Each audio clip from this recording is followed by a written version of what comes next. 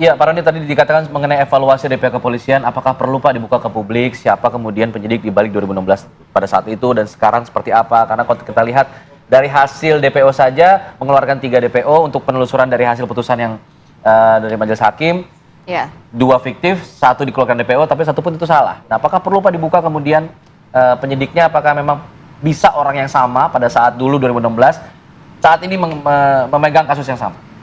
Ya, pertama soal keterbukaan kepada publik. Saya kira melalui Humas kan bisa dilakukan oleh Polri, ya. Tapi tidak, Pak.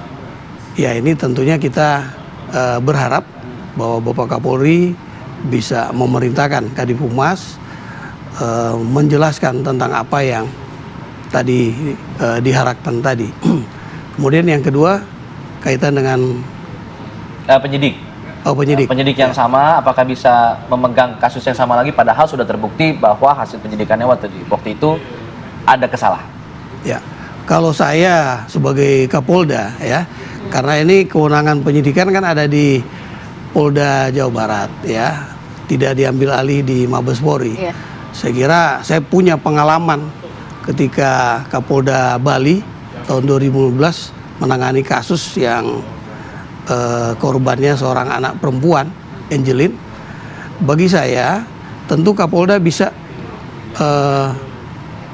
ya mengambil sikap karena kewenangan penyidikan yang didelegasikan kepada penyidik itu kan sebenarnya kewenangan dari Kapolda sebagai penyidik, sehingga Kapolda melalui Direktur Reskrim Umum Polda bisa menentukan. Ya, sebaiknya menurut saya penyidik yang lain, sedangkan penyidik yang lama mungkin bisa memberikan gambaran tentang pengalaman dan proses penyidikan yang sudah pernah dilakukan, sehingga penyidik yang baru bisa lebih independen dia untuk menangani kasus ini.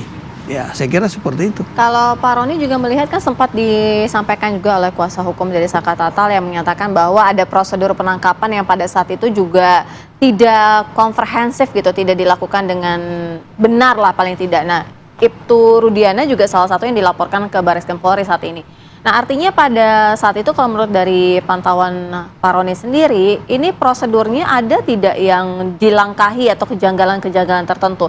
Termasuk tadi yang sempat disampaikan bahwa tes DNA itu tidak dites, tidak dilakukan, padahal dan sperma itu ditemukan setelah beberapa hari. Ya, proses penyidikan yang dilakukan oleh penyidik Polda Jawa Barat pada saat itu, saya kira merupakan bagian manajemen dengan jaksa penuntut umum. Saya kira jaksa penuntut umum lebih tahu, lebih memahami apakah berkas perkara yang disuguhkan, diserahkan kepada jaksa penuntut umum itu sudah lengkap. Dan semua prosedur yang dilakukan oleh penyidik itu sudah benar. Kan biasanya jaksa yang memberikan arahan, koreksi-koreksi dan sebagainya. Penyidik Polda Jawa Barat melengkapi seperti itu. Nah, hal ini yang harusnya dilihat secara keseluruhan. Dan saya kira untuk Mabes Polri sendiri, karena sudah menurunkan baik itu Wasum Polri, juga Barreskrim Polri, saya kira ini sudah dicek, ya, dievaluasi, dilakukan eksaminasi, dan mereka, ya, kita harapkan segera menyampaikan kepada publik. Ya.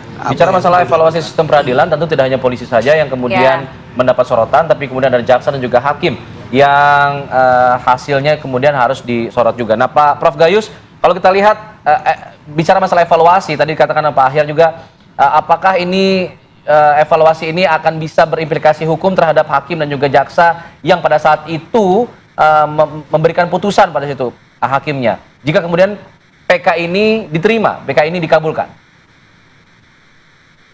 Begini ya, dikabulkan apa ditolak itu akan tergantung kepada hakim pemutus, yaitu Hakim Agung yang akan mengadili perkara PK.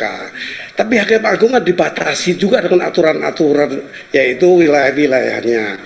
Pintu pertama itu adalah pintu di mana akan disidangkan kembali di PN setempat atau PN asal. Di sana ada jaksa juga yang hadir untuk kembali mengevaluasi apa yang dimohonkan. Dengan tegas saya katakan kalau akan menggunakan poin tentang adanya perbedaan putusan, dalil dan sebagainya, apalagi yang ketiga, kesalahan hakim yang nyata atau kehilangan, itu tidak bisa masuk. Saya menyesalkan itu pendapat Pak Ahyar kalau bisa diterobos dengan kehilangan hakim. Pintu masuknya sudah tertutup itu ketika di PN. Belum lagi di MA itu ada tim penelaah, baru sampai ke hakim. Ditelaah apakah lewat waktu apa tidak aturannya. Keadilan memang perlu diberikan, tetapi ada 3 elemen lain: kepastian hukum, kemanfaatan, baru keadilan. Pak Jimmy dan bukunya menyebutkan, ini kan menyontek apa pendapatnya Gustav Radbruch. Penerbit teori ini mengatakan berikan keadilan kalau berkonflik. Tapi Pak Jimli berbeda. Untuk Indonesia serahkan pada hakim, karena hakim akan mengukur keadilannya seperti apa, kemanfaatannya apa, dan kepastian hukumnya seperti apa. Itu Pak Jimli Asidiki dalam bukunya mengatakan seperti itu. Jadi ini layak untuk diteruskan, tapi dengan pintu novum. Masih banyak. Tadi Pak Roni dengan tegas menjelas, dibuka saja semuanya, diteliti lebih lanjut manajemen proses perkaranya. Kalau ada kesalahan-kesalahan yang bisa menjadikan novum, sehingga kalau pada waktu itu dibuka di persidangan pertama atau banding, nah ini akan menjadikan keadaan berubah, tidak menjadi dihukum, bisa bebas atau bisa lepas. Ini yang betul tidak menabrak undang-undang, karena yang diatur 120 hari setelah dibacakan dan diterima dengan baik oleh para pihak, itu kunci. Penelaah akan menunjuk itu sudah lewat waktunya. Tolong kita tidak berbicara soal konsep. Kalau konsep progresif iya, tapi itu bukan undang-undang, Mas. Itu konsep, ya baik ya begitu. Ya, kekosongan kehakiman juga memberikan celah, tapi tidak konkret. Ya, memberikan menggali kebenaran. Ya betul, menggali. Ya digali apa? Kalau digali yang tidak boleh, masa digali terus?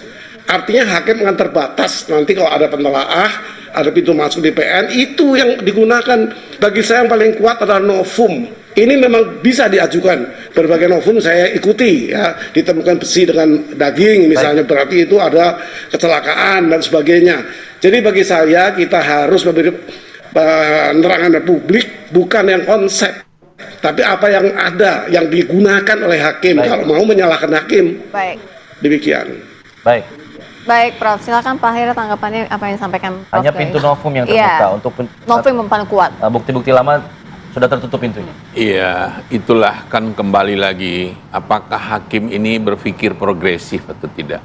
Itu persoalan. Apakah hakim ini hanya berfungsi sebagai trompet undang-undang? Persoalannya situ. Kalau kita untuk mencari kebenaran yang material, why not? Kenapa tidak? Tinggal mindset hakimnya saja. Pola pikirnya bagaimana, mazhab mana yang diikuti. Landasan teori progresif juga banyak ada. Prosap Cito dan yang lain-lain juga ada di situ. Sekarang mana yang mau diikuti? Untuk menyelesaikan hal-hal yang konkret. Tentu ada juga hal-hal abstrak dalam kondisi teori, landasan teori. Itu kan ranah juga ruang lingkup dari objek dari studi ilmu hukum kita. Jadi tidak hanya yang fakta-fakta yang ada. Di balik ini apa sebenarnya? Filosofinya, secara teoritisnya bagaimana. Lari lagi ke tadi yang menurut saya yang kita cari adalah kebenaran yang material. Apakah hambatan-hambatan yang formal yang ada? Hakim kan juga harus menemukan hukum. Nah itu bedanya kalau hakim berfungsi sebagai trompet undang-undang dengan hakim yang menemukan hukum. Dia akan bisa progresif nanti. Cuma sejauh mana sekarang hakim kita yang banyak seperti itu? Nah, itu pertanyaan di situ aja. Boleh saja bahwa perbedaan sudut pandang itu adalah hal yang biasa di dalam hukum, makanya lahir adagium tu juris dan riem mendingan. Dua orang sarjana hukum berkumpul akan muncul minimal 3 pendapat. Jangan itu, Bung. Saya dengan diri saya sering berbeda pendapat. Ma diri sendiri beda pendapat saya itu. Coba jangan 3, 2 sarjana hukum itu. Baik, kita akan tunggu nanti jawabannya di tanggal 24 nanti ya, Pak Farhat ya. Untuk sidang dari PK Sakatata. Sedikit saya singkat. Ya, kalau saya melihat ya buat Pak Rudiana memang sangat berat kehilangan anak gitu. Tapi kalau di posisi dibalik, seandainya anak Anda hidup kemudian dituduh membunuh, kemudian dihukum atas tidak kesalahannya itu, mungkin itu lebih berat lagi. Nah, semoga Pak Rudi dengan kejadian begini bisa lebih muncul aja di publik dan kita luruskan kembali siapa, apakah itu pembunuhan karena kematian karena pembunuhan atau mungkin dari awalnya olah TKP awal itu karena kecelakaan. Itu Baik, aja. kita sama-sama nantikan pada 24 Juli 2024 mendatang untuk sidangnya dan kita akan sama-sama menyaksikan. Terima kasih Pak Ahyar, Bang Farhad, Pak Roni, terima kasih, Prof. Gayus juga terima kasih sudah bergabung bersama kami.